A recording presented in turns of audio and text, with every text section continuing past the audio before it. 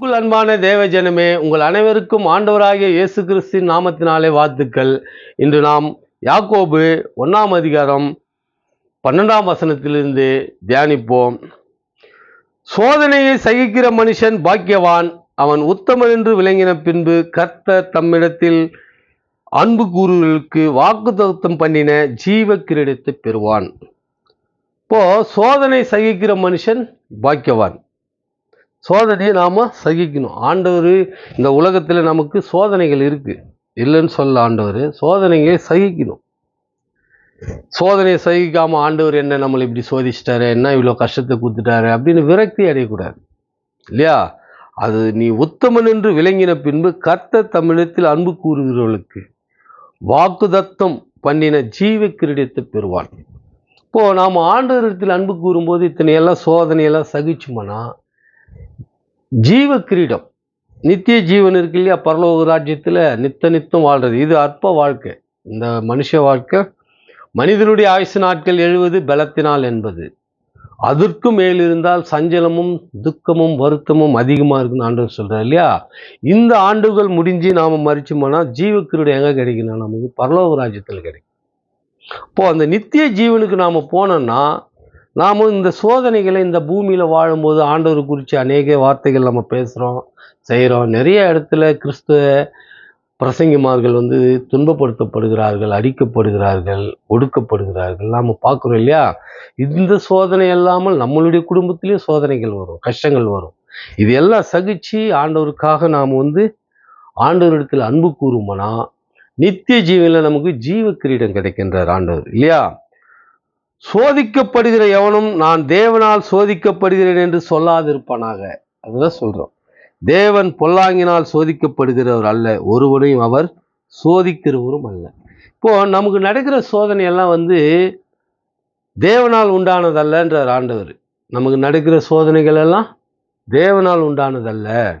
இப்போ நம்மளுடைய இந்த மாம்ச இச்சை போன செய்தியில் சொல்லியிருப்போம் இல்லையா? இந்த மாம்ச இச்சையிலே நாம் நிறைய சோதிக்கப்படுவோம். ஆண்டவர் சொன்ன வேத வசனங்களுக்கு கீழ்ப்படிந்து அதன்படி நடந்தோம்னா இத்தனைய சோதனையெல்லாம் நமக்கு வராது. அப்படியே வந்தாலும் இந்த நம்ம ஊழியக்காரர்களுக்கு சின்ன வருது இல்லையா சோதனைகள், அதெல்லாம் ஆண்டவர் அதிலிருந்து தப்பித்து கொள்கிற போக்கெல்லாம் கொடுப்பார் இல்லையா?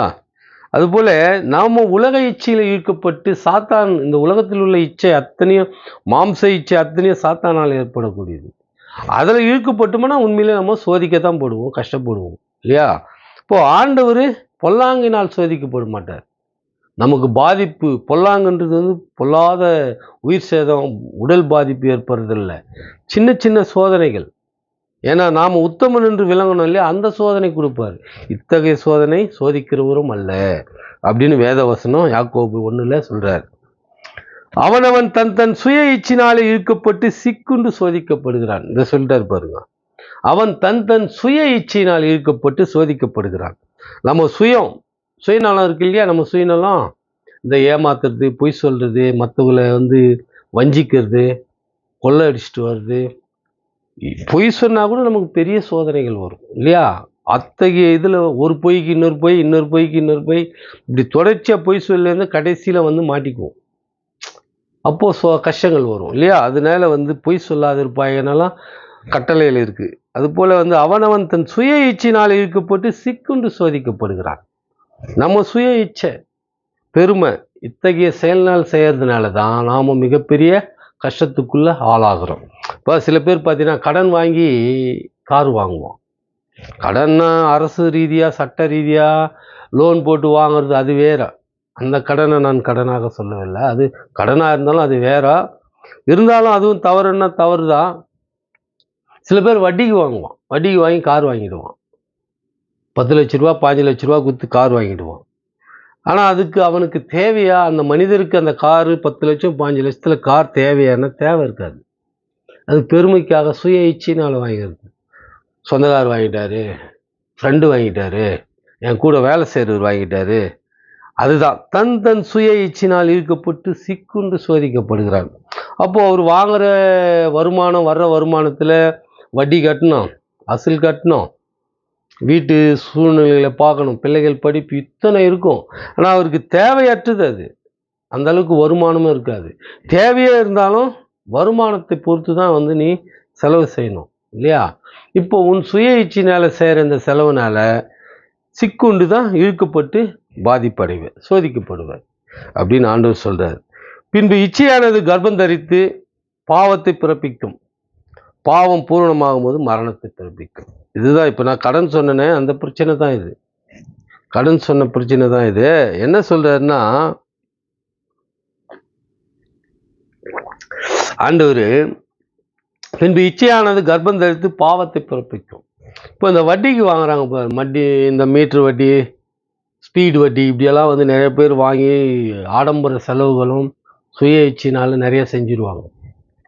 இப்போ அது என்னன்னா வளரும், எப்படி குழந்தை கர்ப்பத்தில் வளருதோ அது போல் வந்து அந்த வட்டிக்கு வாங்கின பணத்தினுடைய வளர்ச்சி மிக வேகமாக வேற வளரும். அதுக்கு தான் ஸ்பீடு வட்டி, மீட்ரு வட்டியெல்லாம் சொல்லுவாங்க. இப்போ இது வளரும் போது என்ன ஆகுதுன்னா, பாவத்தை பிறப்பிக்குன்னா சண்டை பிரச்சனை வரும், அது உருவாகும். அது உருவாகும் போது பூரணமாகுது, முடிவு ஆகும்போது திட்டமாக உன் முடிவு என்னதான்பா சொல்கிறேன்னு பிரச்சனை ஆகும்போது அப்போ அது மரணத்தை பிறப்பிக்கும். இதுதான் பாவம். இது ஒரு உதாரணத்துக்காக தான் நான் சொல்கிறேன், இது பல உதாரணங்கள் இருக்கு. அதனால தன் சுய இச்சையினால் அவன் தன் சுய இச்சையினாலே ஈர்க்கப்பட்டு சிக்குண்டு சோதிக்கப்படுகிறான். இப்போ சுய இச்சையினாலே இத்தகைய செயல்லாம் செய்யக்கூடாது. நம்ம கார் மாத்திரம் அல்ல நான் சொன்னது, மற்ற நிறைய விஷயங்களில் வந்து நிறைய பேர் அதிக கடன்பட்டு அதிக பாதிப்புக்குள்ளாவதை நாம பார்க்குறோம். இப்போ நமக்கு ஆண்டவர் வந்து ஆடம்பரமாக வாழு, இப்படி வாழு, அப்படி வாழு ஏதாவது சொல்லலை. ஆண்டவர் வந்து உண்மையாரு, போராமைப்படாத, கொலை செய்யாத, மாதிரி பொய் பேசாத, இச்சிக்காத, உலக சிநேகத்தோடு இருக்காத, இப்படி தான் சொல்லியிருக்கிறார். இப்போது நாமும் வர வருமானத்தில் நம்மளுடைய உணவு, உடை, இருப்பிடு சின்ன சின்னதாக பண்ணிட்டு ஆண்டவர் சொன்னபடி வாழ்ந்து இந்த வாழ்க்கை கொஞ்ச காலம், நம்ம வாழ்கிற வாழ்க்கை நித்திய ஜீவன் வந்து பரலோகத்தில், அது பெரிய வாழ்க்கை இல்லையா? அப்போ நம்ம அங்கே போனோம்னா அந்த உலக இச்சையில் இதிலெல்லாம் இழுக்கப்படக்கூடாதுன்னா நம்ம ஆண்டவர் சொன்னபடி கீழ்ப்படிஞ்சு வேத வசனத்துக்கு கீழ்ப்படிஞ்சு நம்ம வாழணும். என் பிரியமான சகோதரரே, மோசம் போகாதிருங்கள். இப்போ நம்ம மோசம் போகாதிருங்கள்னா இது மேலே இருக்கிறதெல்லாம் நம்ம ஆண்டவர் நீ இப்போ சுய இச்சையினால் இழுக்கப்பட்டு இல்லாத இருந்தேன்னா மோசம் போகாது இருப்பேன், இழுக்கப்பட்டேன்னா மோசம் போயிடுவேன் இல்லையா? ஏமாந்துடுவேன், பெரிய ஏமாற்றம் வந்துடும். இப்போ நன்மையான எந்த ஈவும் பூரணமான எந்த வரமும் பரத்தில் உண்டாகி ஜோதிகளின் பிதாவிடத்திலிருந்து இறங்கி வருகிறது. ஜோதினா வெளிச்சம் இல்லையா? விளக்கு ஜோதின்வாங்க இல்லையா? அது வெளிச்சம். ஆண்டவர் வந்து வெளிச்சமாக இருக்கிறார். இருள் வந்து பிசாசனுடையது இல்லையா? இப்போது அவரிடத்தில் இருந்து இங்கே வருது நன்மையான எந்த ஈவும்.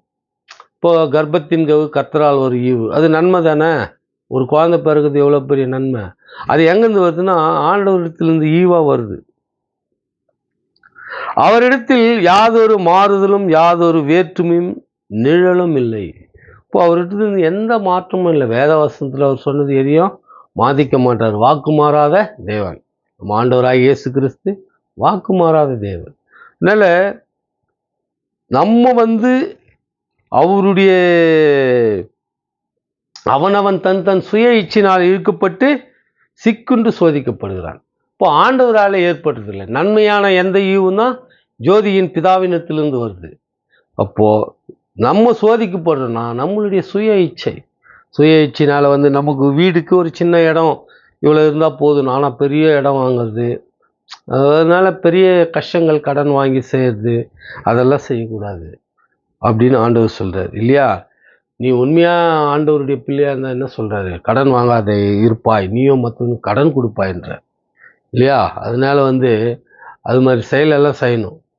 ஆண்டவருடைய பிள்ளையாக இருந்தோம்னா தேவையற்ற இந்த உலக இச்சையில் இழுப்புண்டு போக மாட்டோம். அதனால் உலக இச்சையோடு இழுப்புண்டு போகாமல் நாம் ஆண்டவருடைய வேத வசனத்தில் கீழ்ப்படிஞ்சு நடக்கணும் அப்படின்னு நாம் கேட்டுக்கொள்கிறோம். இதன்படி ஆண்டவர் கீழ்ப்படிஞ்சு ஆண்டவருடைய வசனத்துக்கு நாம் கீழ்ப்படிஞ்சு வேத வசனங்களை நாம் வாசிக்கணும் இல்லையா? என்றார் என்று கூறிக்கொண்டு ஆண்டவராகிய இயேசு கிறிஸ்துவ துதி கன மகிமை என்றென்றும் இருப்பதாக. ஆமென்.